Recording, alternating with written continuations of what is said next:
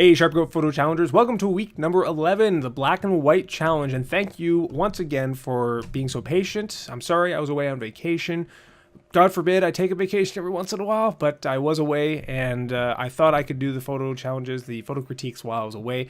My hardware and software, laptop just in general, was not up to snuff, so it wasn't able to happen. But I'm here now, ready to do the challenges, really looking forward to seeing some black and white shots. So let's take a look at Lisa. Thank you once again for coming back, Lisa. Love having you as part of the challenge. So this one here, and I think you said there was a field trip with your commercial photography class, so most of your shots are from there. I love black and white. I do too, Lisa. Let's see it. This one's interesting, especially given the material that you're working with here. Once you convert to black and white, it becomes something, it's, a lot of the image feels empty. It's mostly light compared to dark. It's an interesting choice. And I do think it's a fascinating little thing to convert to black and white, but it doesn't really do much else for me. I don't really know what's going on there. It feels very empty to me, which could be what you're going for, but it's tough for me to comment on something like that. Okay, again here, I'm guessing commercial photography. I'm guessing you're taking shots that could be used for product photography, or it could be used for some sort of advertising or marketing. I'm not quite sure, but in any case, hope you enjoyed the class. Weathervane.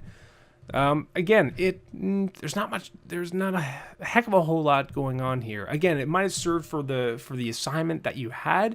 There must have been a reason that you took this, and that this was this made sense for what you were shooting at the time as part of your class. But, I don't know. Not doing a heck of a lot. Except that I noticed it says sweating. Yeah, I don't know what that means. Wagon Wheel. Cool. Again, okay. Look at all the nice texture here. It is a wagon wheel. It does feel a little claustrophobic. Needs to, back up a little bit more. And let the wagon wheel be a part of the scene, a greater scene, a little bit more. You don't have to back up way up, but it feels very tight on it. And also, not a heck of a whole lot going on around it, but I do like the textures, and I like of the wall here, the wood itself. Yeah, is that a little crack in there? Wagon wheel's falling apart. Cow. Moo. Hey, where are my stats? Flicker, where are my stats? Give me my numbers. Hate it when it does this. Doesn't always load them. Show all. Frig. Well, I can't tell what your stats were, but it looks like the focus is off here. The cow looks a little bit soft, so I don't know if you're just a little bit too far open, too wide open on your aperture there. Weren't allowing yourself a little bit of wiggle room, but yeah, this one, if the focus is off, so it does have that strong point against it. Sorry. As a black and white though, okay, yeah, it is really cool. I like how it's a dark cow against a lighter background for once, and so it must have been an interesting kind of, it feels like it was a foggy day or an overcast day. But yeah, it's not in focus, and so it does lose major points for that. Barn interior, cool, playing with light.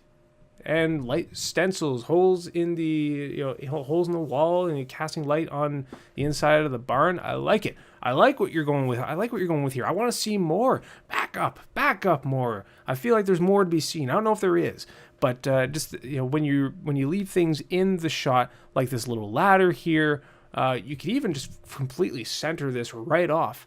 I feel, and just kind of keep this vertical, keep it vertically aligned, and try to get like all of this just in frame.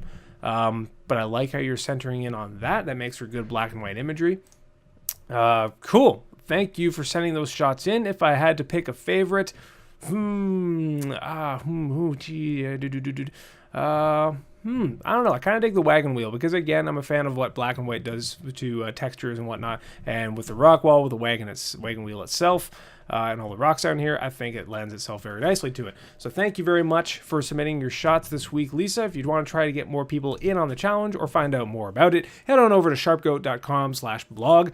I'll post updates on the challenges, critiques, and tips on how to complete each weekly challenge. So thank you very much for submitting this week, and we'll see you next time.